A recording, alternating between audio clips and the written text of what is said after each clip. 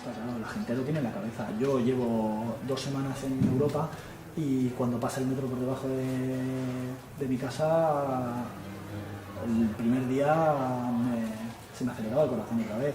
Es cualquier mínimo ruido, claro, tus sentidos se despiertan y claro, te vuelve a la cabeza. No. Lágrima de oro va por la calle brotando, lágrima de oro, tú no tienes la culpa, mi amor, de tanto cachondeo, tú no tienes la culpa, mi amor, vámonos de jaleo, ay por la calle llorando, lágrima de oro, ay por la calle brotando. El 25 de abril de 2015, a las 12 del mediodía, Nepal se rompió. En ese momento, Paul Ferrus se encontraba haciendo un trekking por las montañas del norte del país. Su historia de esos días es a la vez fascinante y a la vez escalofriante.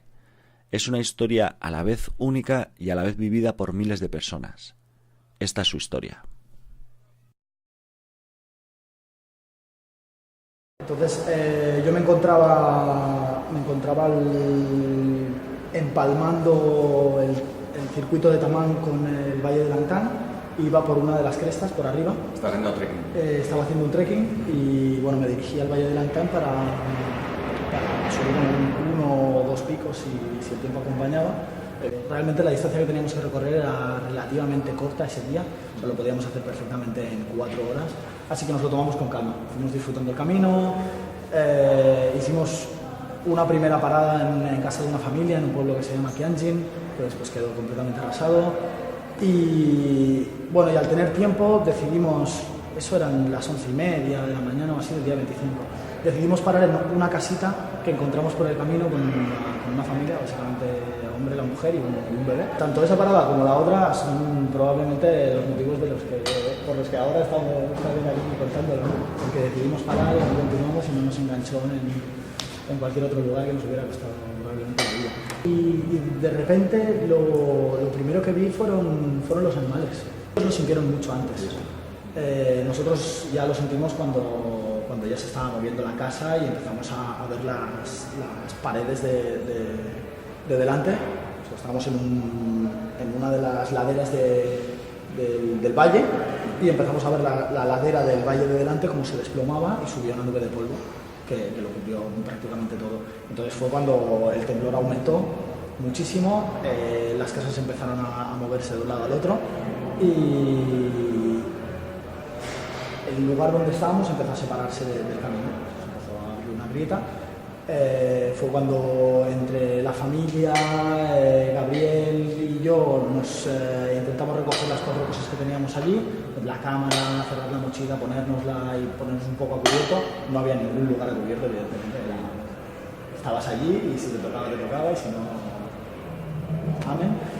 Y nada, duró aproximadamente pues eso, unos 40-50 segundos, no lo sé, fue eterno.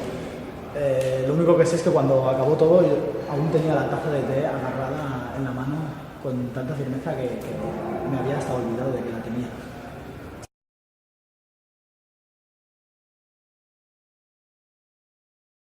Después de la primera sacudida caminamos aproximadamente, no sé, 400-500 metros hasta que llegamos al pueblo de Sherpa Kaon, que fue donde encontramos este campo de cacahuetes, donde había una señora tibetana muy anciana, sentada prácticamente al final de todo, de lo que era el llano del campo, prácticamente ya en el límite donde empezaba el barranco, y ella se ve que había salido de casa antes de la sacudida y ya se había sentado allí.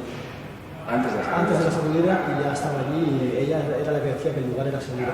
A su lado encontré a una pareja de españoles que conocí en aquel momento que estaban con su guía y fueron, claro, el máximo apoyo que recibí en aquel momento, ¿no? Encontrar a 2 personas que hablan tu idioma allá arriba, perdidos, y que lo están llevando tan bien, porque tenían una serenidad, una calma, estaban realmente muy tranquilos y fueron los que me animaron en todo momento, claro, a llegar allí y ver como aquellas paredes de la ladera de delante, paredes que perfectamente hemos escalado tanto yo como amigos míos, no allí porque esas no están ocupadas, sino en escalada libre, pero paredes muy parecidas.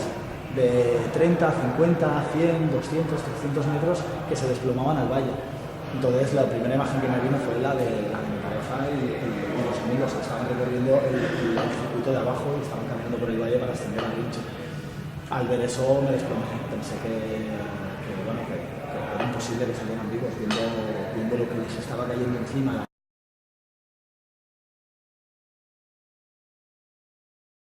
Pasamos toda la noche, toda la tarde y toda la noche con gente llegando, bajó la niebla, empezó a oscurecer, llovía a cántaros, hacía un frío horrible y no paraba de llegar gente.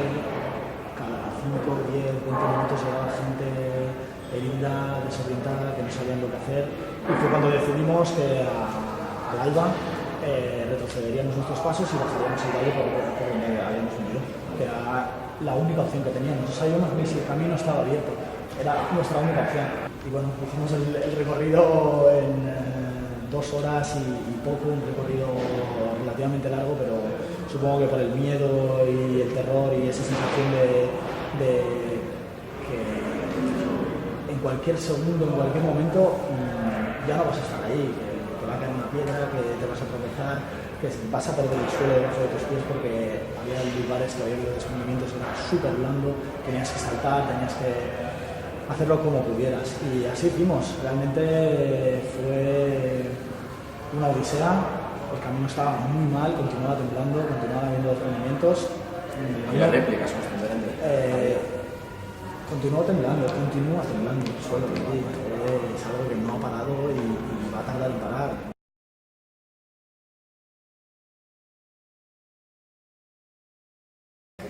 Llevamos juntos unos 3 años aproximadamente, nos conocimos en Ámsterdam y decidimos dejarlo todo y coger un billete de solo ida y empezar a viajar.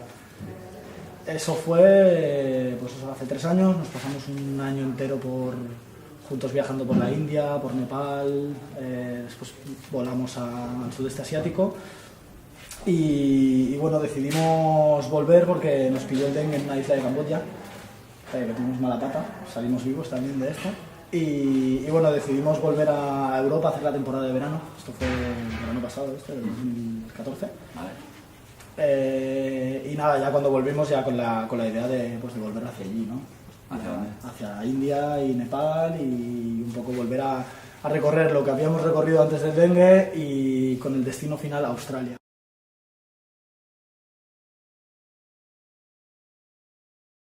Llegamos a Siabrubesi la mañana del 26 sobre las 8 y poco de la mañana. ¿Qué es Siabrubesi? Siabrubesi es el pueblecito que empalma tanto el circuito del Tamán con la entrada al valle de Langtang, ¿de acuerdo? Entonces, ¿Por qué bajasteis ahí? Porque es el pueblo en el que yo consideré que Sara y el grupo habrían bajado, visto que no podían subir hacia donde habíamos quedado. Cuando llegué allí el panorama era de total caos, o sea, anarquía. Había gente de todas partes, nepalíes. Había mucho nepalí y mucho extranjero. Eso era el día siguiente. ¿Y todavía no, al día siguiente, bueno, lo único que vino es un helicóptero a sacar a los rusos. ¿Por qué los rusos? Porque fueron los que más pagaron. Es la prevalencia. Quien más paga, antes se va. Y salieron los rusos con prevalencia algunos heridos que habían allí esperando. Y nadie se interpuso. Y creo que no hubo solo un helicóptero, dejando sitios vacíos y llevando solo asegurados. Hubo varios durante el primer día. Los heridos fueron evacuados al tercer día del terremoto, al menos en el sitio donde yo estaba. ¿Y en el campo de refugiados cómo era la situación? En el campo de refugiados, bueno, había, no lo sé por decirte, pero aproximadamente entre 600 y 1000 personas. Ya te digo, había gente de unos 20 pueblos que hay alrededor. Mucha de esa gente se había desplazado abajo, tanto para conseguir empalmar con la carretera hacia abajo, hacia Katmandú, para encontrar familiares, como para buscar cobijo, porque lo habían perdido todo. La primera imagen que tengo del campo de refugiados es aquel policía en calzones con la divisa militar puesta, solo en la parte de arriba. Me puse a gritarle pidiéndole las listas de la gente que había entrado en el valle, porque hay un registro de gente, tú pagas unos permisos en Katmandú, etc. Y bueno, allí se lleva un registro a cabo. Cuando tú entras al valle, ellos te sellan, se apuntan el nombre en una lista. Evidentemente no está computerizado, no está en red, no está nada, está todo escrito a mano. Y bueno, la gente, querías para ver si estaba Sara. para ver si estaba Sara y qué día había entrado y para calcular más o menos dónde la podía enganchar, porque si habían ido un día antes estaría en un sitio, si había ido el día que yo tenía pensado que había ido estaría en el lugar donde yo creía que estaba, etcétera. Entonces lo que me dijo fue Army Checkpost. ¿Qué significa eso? El puesto militar. Vale. Salí corriendo, voy al puesto militar, el puesto militar estaba en el río. Evidentemente las listas era imposible recuperarlas y lo que decidí fue volver a cruzar el puente y empalmar con el camino del valle, de camino a donde yo creía que Sara estaba. Al llegar a la parte de abajo del pueblo, una vez había cruzado el río, el silencio y aquel ruido y aquel temblar me hizo pararme y darme la vuelta. Entre lágrimas volví a cruzar el puente, me senté donde ya había estado y al cabo de poquísimo rato hubo la réplica de las 24 horas. Lo único que observé fue las paredes donde hacía nada que yo había estado volvían a caerse. Y fue, pues ya no sé si la segunda o la tercera vez en la que por casualidad o por karma estaba allí sin ni un rasguño mirando lo que pasaba. Y entero, que era lo más increíble de todo. La última vez que vi a la pareja de españoles que había conocido durante el terremoto fue... ¿Qué pareja era esta la que te...? La pareja que me estuvieron consolando y animando durante la misma noche que pasó todo. Al yo estar completamente ido, queriendo saber de Sara, de mi grupo, etcétera, ellos estuvieron allí con calma, intentando estar conmigo, apoyándome, haciendo bromas, etcétera, etcétera. Y bueno, la última vez que los vi, ellos habían hecho noche la segunda noche, después del terremoto, en el pueblo entre medio, entre donde los habían enganchado y donde yo estaba. Hicieron noche allí, por precaución, y al día siguiente, en lugar de pararse en el pueblo donde yo me había quedado, en el campo de refugiados, decidieron emprender la marcha hacia Katmandú, para ir bajando. Esa decisión le costó la vida a ella.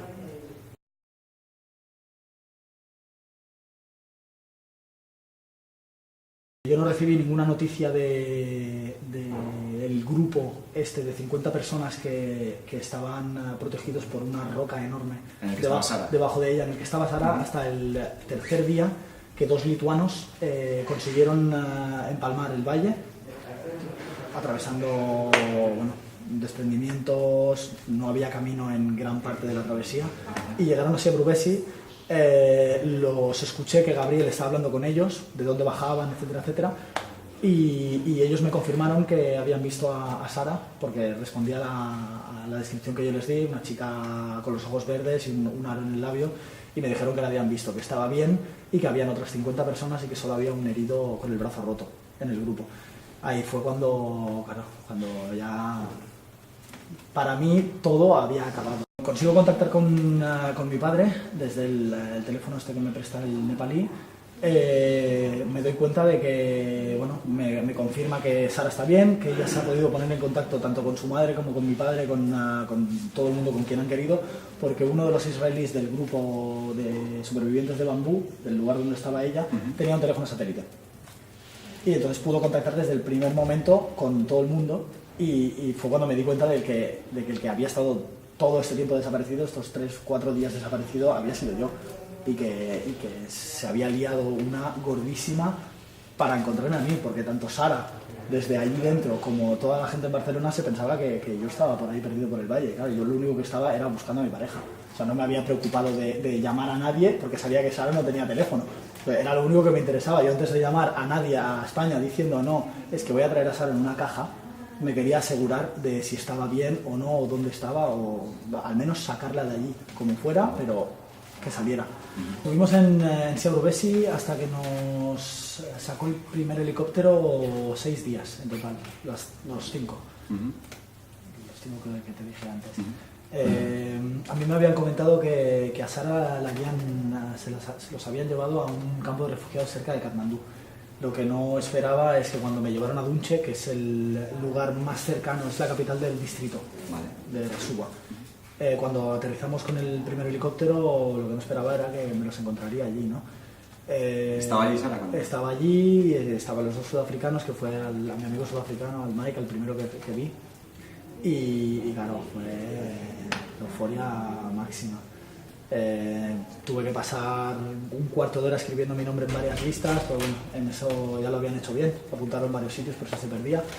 Y cuando me dejaron entrar al campo fue espectacular, ¿no? Un abrazo de esos de película, larguísimo, con un montón de gente ahí aplaudiendo, todo el grupo de Bambú, toda la gente que había estado con ella, que eran un montón de personas súper contentos, ¿no? De vernos que nos habíamos encontrado y bueno. Y esa noche la pasamos en un cobertizo que era el punto de información de espacios naturales y tal, que nos dejaron dormir allí y bueno, nos pegamos una cena nepalí normal, con arroz, patata, había un poco más variedad de alimentos que en Siabrubesi, que llevábamos 4 días comiendo noodles. Y bueno, pudimos tomar cerveza fría y pasamos una de las mejores noches de mi vida, sin duda.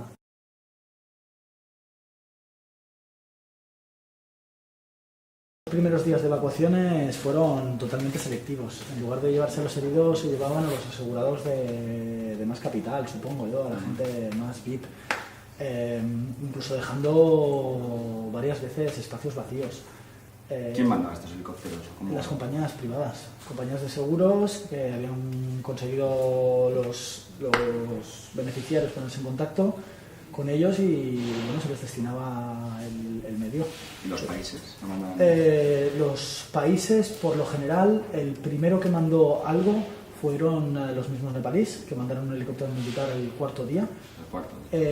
Los nepalíes vinieron durante 2 días seguidos, por la mañana 2 vuelos, llevando esa gente, que habían unas 8 o 10 personas en cada trayecto, en cada helicóptero.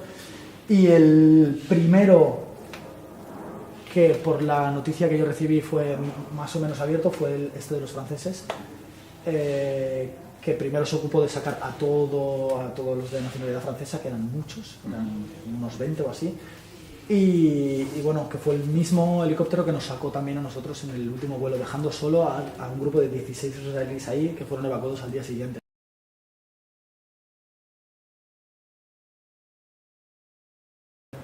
¿Cómo se llama esta asociación que es? El proyecto se llama Living Nepal. Desde que llegamos a Europa, bueno, ya vinimos encaparrados en realizar este proyecto. Hemos creado una asociación aquí en Barcelona, a nivel de organización no gubernativa, para desarrollar proyectos de reconstrucción y cooperación al desarrollo en las zonas remotas de Nepal de donde nosotros salimos, que son el distrito de Rasua, zona de Tamang, Langtang y si pudiéramos abarcar algún pueblecito de Lelambus según el presupuesto. Normalmente el monzón empieza alrededor de junio, o sea, va a empezar ahora. ¿Qué supone eso? Pues supone, depende de la zona, lluvias muy fuertes. Entonces lo que va a conllevar esto es que evidentemente todo el trabajo que se haya hecho en carreteras, limpieza de caminos, etcétera, va a ser obsoleto, porque van a haber muchos más desprendimientos, que ya los hay normalmente sin terremoto. Imagínate en una situación postapocalíptica como la que están viviendo.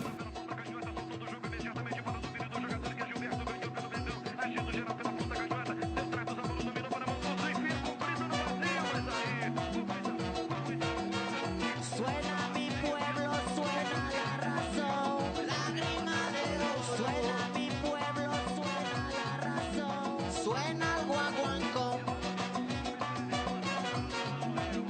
Lágrima de oro, tú no tienes la culpa, mi amor. Lágrima de oro, lágrima de oro, lágrima de oro.